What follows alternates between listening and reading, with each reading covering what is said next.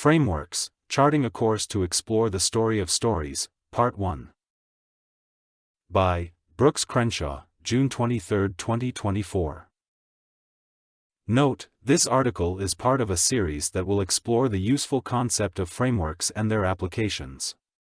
Throughout the series, we'll examine how these frameworks influence our understanding of the world, our roles within it, and how they guide our actions and decisions.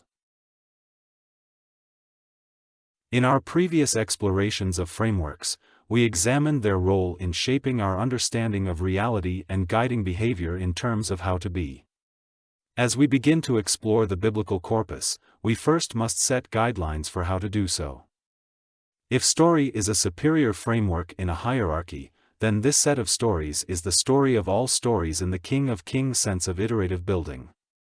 Some of the stories within it rhyme with other stories from more than 1,000 years later, in a sense reaffirming the compass heading as it does so.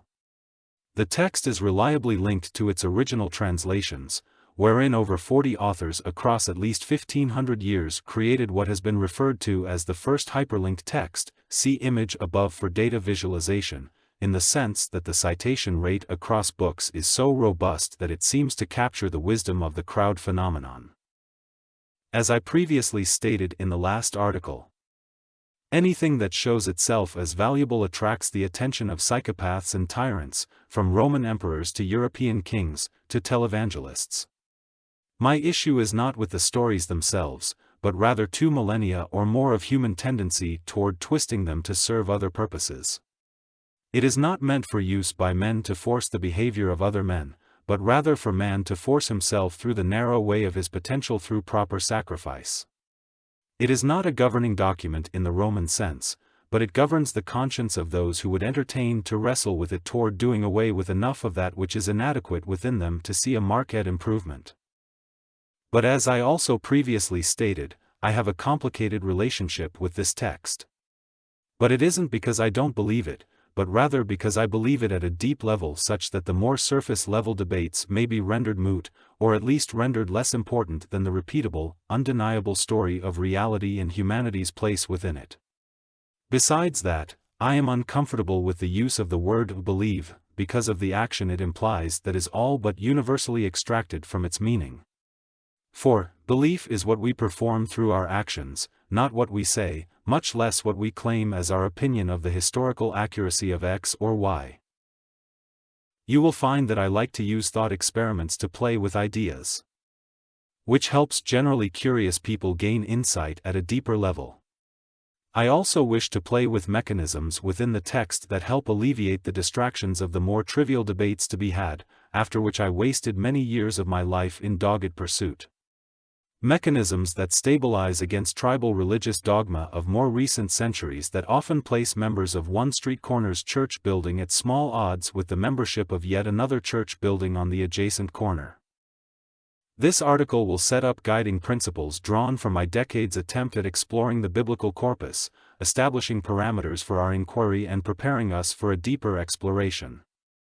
This is meant to be an exercise for you to get a look at my model, and to let it inform yours, but your wrestling is your own to perform.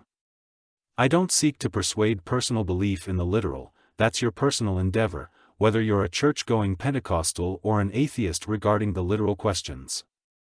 I am attempting to have a universal discussion that brings many to the table that might have otherwise not come because of what man has done to God's reputation. I'm not asking you to change your personal beliefs about the nature of God as you understand it. I'm asking you to press pause on it to explore this infinitely profound text with me without any tribal distractions. Then press play again. Fair? I am not a traditionally religious person in the church-going and mainstream Christian sense, though this was my background of which I'll share more as you read on. I do believe it should be an uncontroversial statement for an atheist and a Baptist to agree that the biblical corpus is the most significant single written work in known human history. The atheist will likely not agree as they don't wish to align with the Baptist. And for that, I tend to blame the Baptist for having trivialized, made ordinary, and worse, built a tribal artifice of additional orthodoxy around the greatest story ever told. Baptists, please read on. I assure you the previous statement is more about my conflict within the confines of the system I grew up in than it is directed specifically at the Baptist denomination.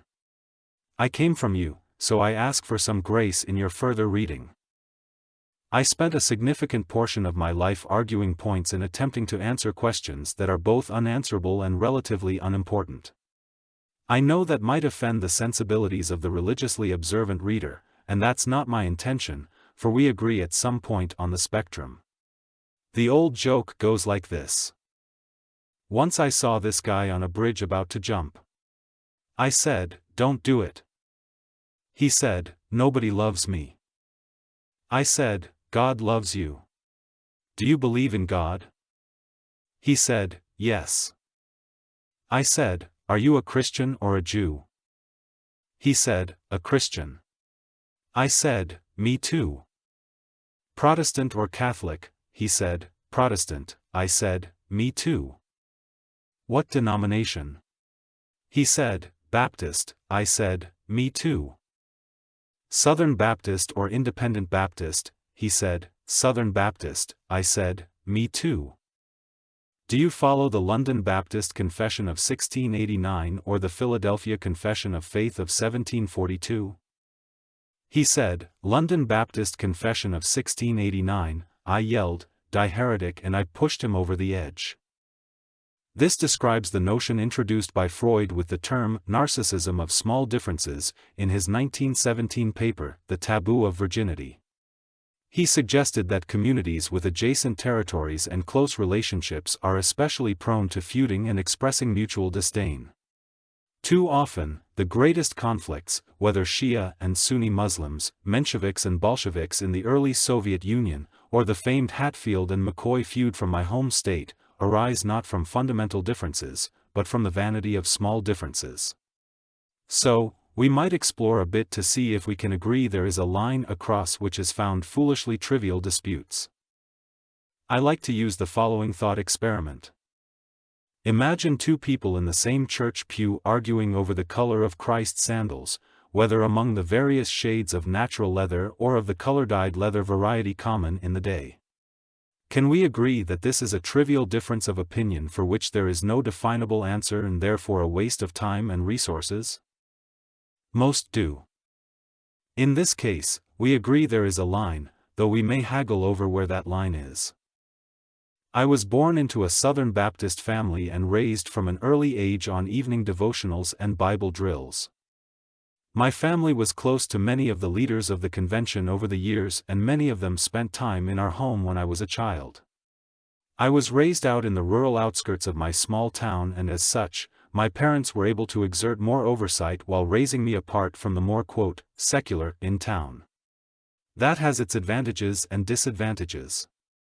I was ultimately able to get culture through my experience in the theater and in my musical training, and after my parents divorced when I was 14, we moved into the big city of Louisville. At that time I was wrestling with whether or not any of it was true, as my model of reality was dashed by the actual, and a true book wouldn't steer me into such traps. Would it? After leaving school, I moved away to Nashville to pursue a short-lived musical career, having been a greenhorn for a road crew on a Christian band's Midwestern tour leg. I was a bit misshapen with no male role models and was still a bit of a delinquent despite the well-intentioned affiliations. I discovered Reformed theology while in Tennessee and spent the better part of a decade deeply exploring the customs and manners of ancient Israel, the first-century Romans and Jews, and the Hebrew and Koine Greek original texts. At this time, I found myself in a similar dynamic to what a college Marxist experiences, the euphoria of being not only right, but morally superior. I had entered what Carl Jung refers to as inflation of the ego in youth, a phenomenon that Jordan Peterson describes as the messianic state. I had joined a small congregation that, while their theology was particularly defensible in the traditional sense, there was a behavioral aspect that I see in the woke activists of today. Cutting off family was encouraged, the leader was right and beyond question, social credit was given for public outbursts in demonstrating one's faith by confronting a known enemy, standard cult behavior. Having had this experience, particularly before the military allowed me to recognize it in other situations, whether the leftist activists, the small church flock, or the odd multi-level marketing scheme. The tragedy and trauma of my military experience left me raw, cynical, and nihilistic for the first few years of the process. I claimed atheism for a time, but I quickly realized my problem with Baptists was my problem with atheists, their certainty and lack of humility. It isn't clear to me why we all shouldn't own the technical term agnostic, for its literal meaning is the absence of knowledge in the sense of certainty, regardless of what the term may have morphed into regarding interest in the questions themselves. As none of us knows, and as we are feeling our way in the dark, there is a requisite amount of humility due in that exploration. Again, this is not an anti-Baptist diatribe. I was born in it, it is familiar to me, and so it is my frame of reference for where I started, having explored the world, fought the dragon, and found the gold I wish to share with anyone who finds it valuable. Introduction: Mechanisms to stabilize the exploration. I no longer entertain certain unanswerable questions as their pursuit has already robbed me of precious years. I don't explore the notion of a persona behind the idea of God. What I will do is entertain two primary premises for the notion of God. First, the idea that for God to be true to form, God must not exist within reality. Meaning, as a subset of it. For God to be God, the concept must be greater than or equal to reality itself, for God is not subordinate to it. As such, I tend to use the heuristic, God equals reality for the exploration. And that holds true, regardless of what you personally opine regarding the notion of an actual persona. Reality is the ultimate judge. It punishes us when we are not aligned with it, and it rewards us when we are. It simply is, as in I am, and it gets its way over any other will in the universe. Again, I don't prescribe your personal view of God as a persona, though the odds that what you have in your head and what the person across the sanctuary at the same church has in theirs is zero. And that's okay. For as Paul said, we see through a glass darkly. And that is a profound way to put it, whether exploring the notion of simulation theory or any other model of reality. Second, and more technically, the notion of God is more deeply manifested in one's own values. As Augustine made the assertion that our ultimate love orients our entire being. While he meant the love of God as he saw it, the deeper truth there is that whatever is your ultimate love is indistinguishable from your God, shown here in lower case for its use as a generic tool and not an agreed-upon value. Further, Luther made the same case when he said, whatever your heart clings to and confides in, that is really your God. This flows neatly into Nietzsche's exploration of ultimate values, and our inability to create them ourselves. So much so that he rightly assessed that doing away with the concept of the traditional deity would lead to catastrophe, as our inability to replace it would end in, well, how the 20th century went concerning the gulags and mass graves. His uncanny sense that this was the case is illustrated in this passage from The Gay Science, in which he posited, the greatest, most significant, recent event, that God is dead, that the belief in the Christian God has become unbelievable, is already beginning to cast its first shadows over Europe. Nietzsche penned these ominous words in 1882, 35 years before the Russian Revolution and 37 years before the founding of the Nazi Party, further validating his claim. All of this informs Peterson's correct assertion that whatever one places at the top of their hierarchy of values is, by definition, their God. My assertion here is that placing objective truth atop the hierarchy is the best possible model, which is echoed in the biblical canon as the third person of the Godhead, the Holy Spirit, is described technically as, even the Spirit of truth. I tend toward an algebraic view of this statement as an x equals y interchangeability that bolsters metaphoric concepts. The Spirit is as readily an anthropomorphizing of objective truth as God is an anthropomorphizing of objective reality, and they technically are one and the same at the proper level of analysis, further illustrating the three-in-one notion. One part of the New Testament I view as a very important mechanism for distinguishing it from our current reality is Christ's claim in Matthew chapter 12, and later in chapter 16, "A wicked and adulterous generation seeketh after a sign, and there shall no sign be given unto it, but the sign of the prophet Jonah." This is Christ's reference to his own resurrection, as both were in their respective, though temporary tombs for 3 days. Per the story. But in Paul's second epistle to Timothy, the author refutes the notions of his contemporary preachers who, quote, "have strayed concerning the truth, saying that the resurrection is already past, and they overthrow the faith of some." What gives? By this writing, the resurrection of Christ per the story was indeed past. What does this mean? There's an answer, but it's found in the next installment. In it, we will delve deeper into the nuances of the biblical corpus and explore further mechanisms that allow us to more stably and uniformly explore the nature of reality within it, minus the tribal distractions. Brooks Crenshaw is a writer, columnist, and speaker who focuses primarily on philosophy, economics, and history, particularly the importance of story. With a background as a naval special warfare intelligence professional and an economic advisor and director of research for the Commonwealth of Kentucky, he holds an MBA from Vanderbilt University. We hope you have enjoyed this audio version of the Deadless Thread Substack publication.